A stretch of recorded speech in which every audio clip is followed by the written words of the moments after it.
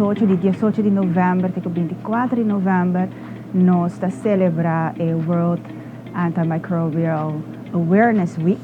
Essa é mundialmente semana onde nós pone enfasis riba antibiotica resistência.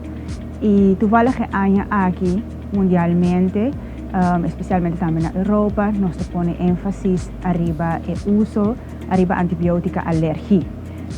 Alergia para certo antibiotica. Esse é também o tópico que nós aqui para 13 esse man aqui den hauha para 13 mais conscientisacion riba antibiotica alergia den nos hospital e bom registração met name de Esaki. Well, first of all, the caregiver discusses the allergy with the patient, and the caregiver can be either the doctor or the nurse or even personnel from the pharmacy.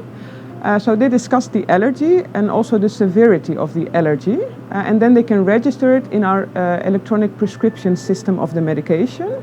Once it is registered and someone else wants to prescribe this specific medication, a pop-up will appear. And if it has been a severe allergy, even it will be blocked. So this medication can no longer be prescribed.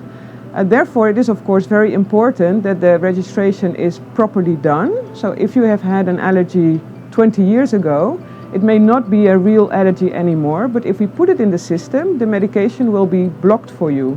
So it's very important to have a good conversation with your doctor or your nurse about your allergy and how long ago was it, and also what were the effects of the allergy.